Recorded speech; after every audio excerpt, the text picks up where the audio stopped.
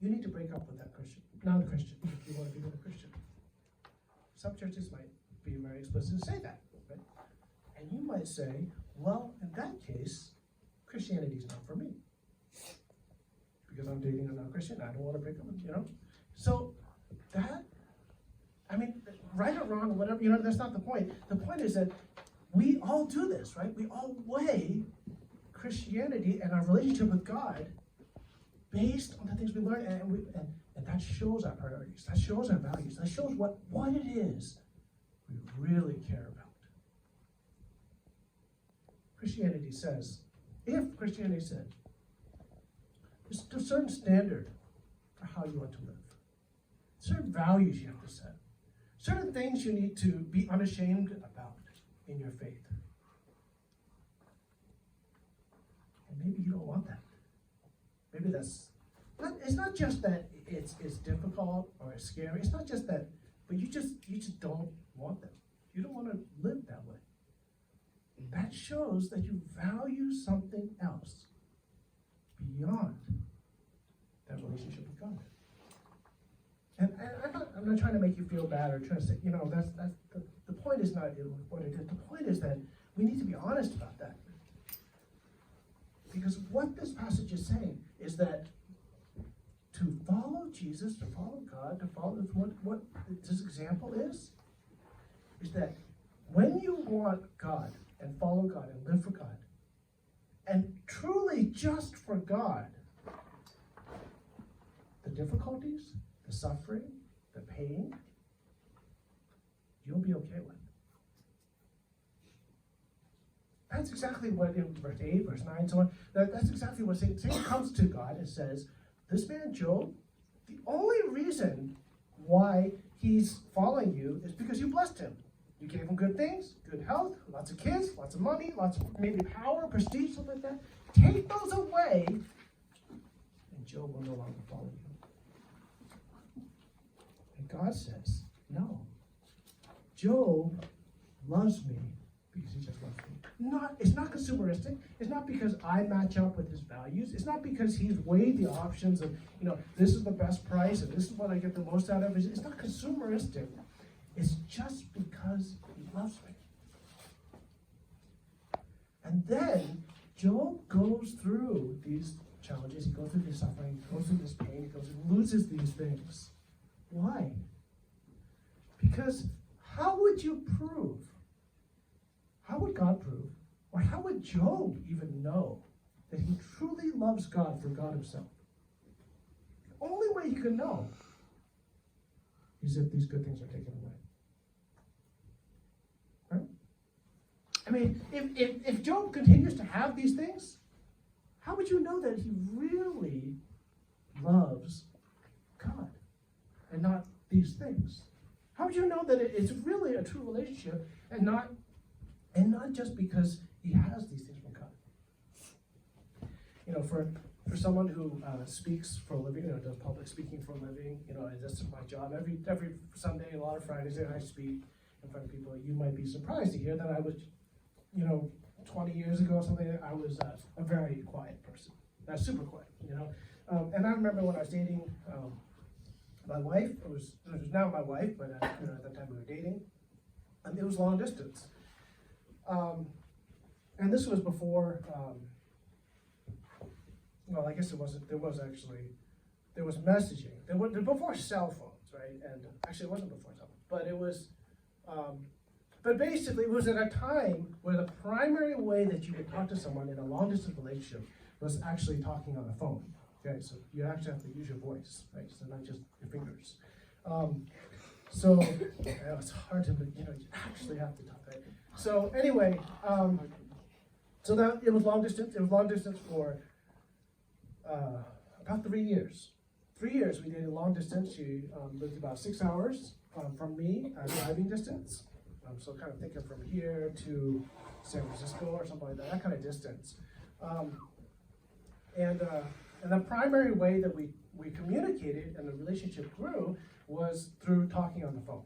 And so we would call each other every night or a couple of days or whatever, and talk on the phone. And so at that time, I was not someone who talked a lot. So this was very common. We'd be on the phone, and it would just be like this.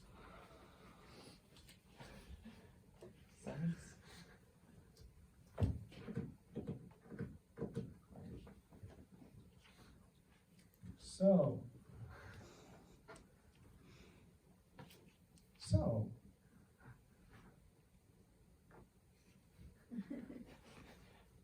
awkward, right? And this is not a one-time thing. Pretty much every day, right? There'd be moments, there'd be times where we talk, stuff like that, but there'd be times where just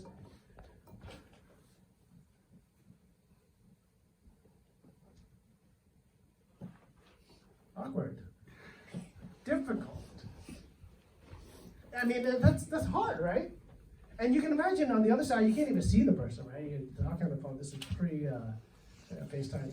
You can't see the person, so it's just dead silent, and you're just waiting for the other person to talk. It's difficult. It's rough. You have to imagine that probably from both sides, is this relationship? I mean, is there a problem with this relationship? Is there because if you don't have anything to talk about, I mean, that's not a good sign, right? In a relationship, in a dating relationship that's working towards marriage. Is that 9 cents per minute? What was that? 9 cents per minute too? I think at that time it was free, unlimited calling. I forget, but it was. I think in high school, when I was in high school, it was definitely, if it's long distance, you have to pay like extra. You have to pay cents per minute if it was long distance. It was outside your area code, the first 3 digits. But at this time, I would think, I don't remember. Maybe you have to pay me to that. I don't remember. But it's difficult, right? But we made it through that. We learned how to communicate. We learned how to talk better. She taught me that's not a good way. That's not good, right? And it was through that. It was through that experience. It was through that we learned that we actually wanted to be with each other. Right? How did we know that? How did we know that we would? Why would you, through something like that, know that you would want to be with each other? It's because it was in despite of that. Despite that, she still wanted to date me. That we still ended up getting married. Despite the fact that there were those moments, there were the difficulties, there was still a relationship there. If relationship is always smooth sailing, is always going well, it's always happening, it's perfect, it's ideal, and it's a lot of fun. It's a lot of great. That would be, we all say we always talked and always, it'd be great. But it was in the difficulty that we knew that we wanted to be with each other, even despite that. It was in that suffering, in that difficulty, in those challenges that we knew. The relationship was about, let's figure this out. Let's try to help this out. Let's try to figure out what's wrong here and improve that and work on that. It was in that we realized that we each mutually wanted to work on this, wanted to make this better. And see, when a relationship like that, with a long distance, it's quiet on the phone, time after time, worked out, then the other person actually loves you despite this, loves you regardless of this, loves you even in the middle of this. And see, that's what God is saying about Job. That is what God is saying about his relationship with suffering, and actually not just his relationship with suffering, but his relationship with Job, and also his relationship with you. Is that when you go through suffering, when Job goes through suffering, and that actually will tell you, does Job love God for who he is? Or does he love you? Or does he love God? Or do you love God? Because life is going well. Because everything is happening the way you want it to be. Because the values you have, how you see your life, what you expect from your life is okay. You see, you can say you love God. You can say you follow God. You can say you believe in God. And you can honor God. When life goes well, and that's good. I hope that that's your experience. I think, I want good things for your life. But it's only when your life is challenged. It's only when you ask the question, these things are happening, they're unjust, they're wrong, they're suffering, they are not supposed to be like this. It's only when those things happen that you get to see, but will I believe in God anyway? Will I trust in God anyway? Or will I not trust in God anymore because I don't get the way I want things in life? Because the way things are happening is not what I expect, or not what I think is supposed to happen in my life. It's only in those challenges, only in the difficulty, that you really see your own heart, your own desire of if you love God, or you love the things that He can bless you with, the things that He can do in your life. That's the purpose of the suffering. That's the purpose of what Job says. The point is, do you love God because of the things, the circumstances, the good things around you? Or do you trust in God despite the difficulties in your life? The point is it the circumstances that you believe in? Or is it the person that you believe in? Is it the goodness of the person?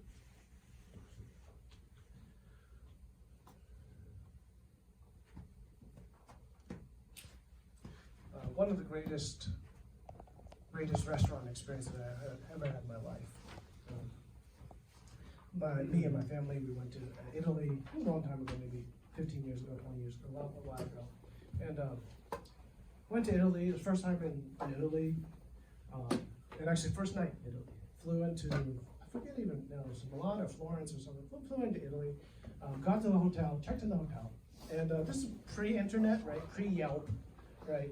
Pre-Google Maps. So no restaurant in the hotel, or maybe we didn't want to eat in the restaurant in the hotel, so we didn't know where to eat dinner, right? So went down to the lobby. Went down to the lobby, and there was a person at the door who, the doorman who was letting people in and out of the hotel, and say, hey, can you tell us where's a good place to eat? And we thought that, he's going to give us some instructions, or, go down this road, whatever.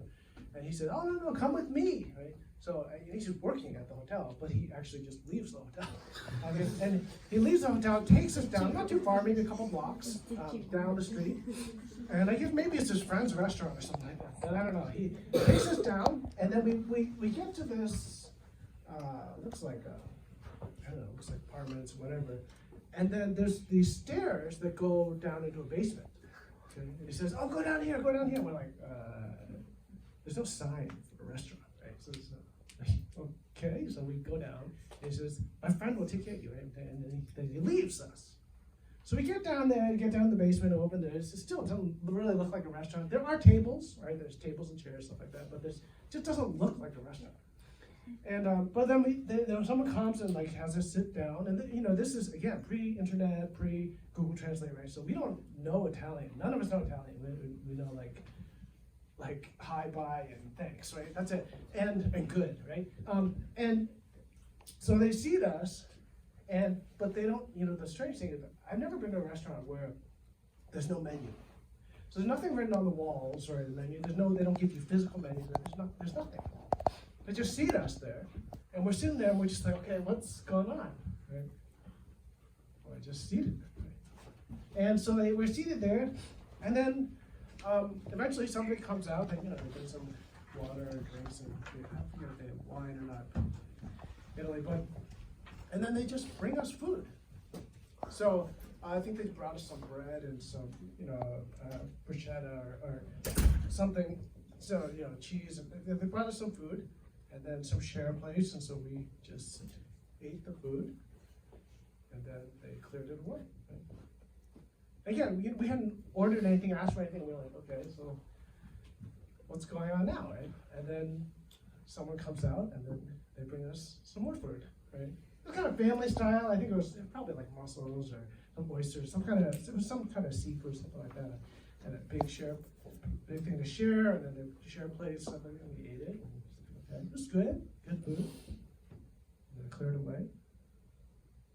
And then somebody else brings out more food for us. And this went on. This went on for over a couple hours. There were I think there were 5, 6, 7 courses that were brought up. We didn't ask for any of it. We didn't know how much it was going to cost us, right? We didn't, there was no choices. Everything was just brought out, and but it was an amazing experience. The food was phenomenal, right? And it was just unique. It was fresh. It was exquisite. It was an amazing meal. And at the end of the meal, it looked like someone had just ripped off a piece of paper and wrote a number on it in euros and handed us the paper. That's the bill. Yeah, I forget, it was expensive. It was 200 or 300 euros or something. It was a lot at that time for what we thought we were getting. But that was the bill. We just paid and then we left. But it was an amazing experience. No menu, no even knowing how long the meal was going to be. We remember thinking to ourselves, is this the last quarter? Are they going to bring out more food? What is there dessert? Is there how does it, can we ask for it? We didn't know anything. But it was probably one of the best meals I've ever had in my life. But why? Surprise. Because we were in a place where the chef was the master, where the chef knew how to mix the right ingredients, the right dishes, the right courses, the local cuisine, the freshest ingredients, was an artist at his work. And we were able to experience that. We were actually just dumped into it without knowing. But we experienced something. It just, you could use the word magical.